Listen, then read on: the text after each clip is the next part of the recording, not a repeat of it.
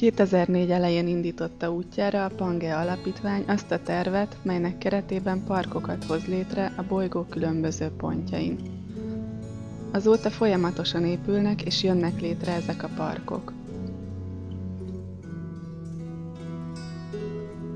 A tervben 5 regionális park felépítése szerepel a következő helyeken. Az Észak-amerikai park Kaliforniában, a Dél-amerikai park La Rejában, Buenos Aireshez közel Argentínában, amely már teljesen elkészült. Európában, Attigliánóban, Róma közelében. Afrikában és a Közel-Keleten Alexandriában, Egyiptomban. Ázsiában pedig Bombay közelében, Indiában épül park. A történelmi Punta de Valcasi park, amely Argentínában található, az egész világ számára épült.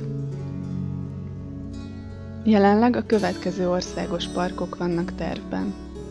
A Los Manantiales Park Santiago közelében, Chilében már elkészült. A brazíliai Caucaia Park és a spanyolországi Toledo Park építése folyamatban van. A parkokban kapu jelképezi a helyre belépők belső állapotának megváltozását. A rozsdamentes acélból készült oszlop, a monolit jelzi az alapítás dátumát. Egy félgömb alakú csarnok is található a parkokban, melynek falait nem díszítik jelek vagy szimbólumok, és amely így a szabad elmélkedést szolgálja. A több funkciós épületben különböző kulturális tevékenységeket lehet szervezni. A fémtáblákon azok nevei olvashatók, akik hozzájárultak az anyagi források összegyűjtéséhez. Végül pedig egy kút is része a parkoknak.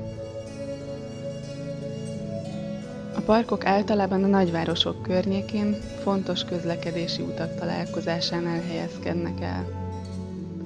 Szabadon lehet bennük sétálni, valamint több helyszínt is biztosítanak a találkozásra, a véleménycserére és az elmélkedésre, és bizonyos esetekben elvonulásoknak és tanulmányoknak is helyet adnak. Minden parkot kezdetben adományok összegyűjtéséből hoznak létre. Az adományokat a Pangea Alapítvány kezeli, amely megvásárolja a földet, felépítteti a parkot, és a park fenntartásával és jogi ügyeivel is foglalkozik. A park felépítését és fenntartását magánszemélyek adományai és önkéntes munkája teszi lehetővé. A parkok jelenleg tapasztalható fejlődése szükségessé teszi azt, hogy helyi vállalkozók is hozzájáruljanak anyagilag vagy eszközökkel.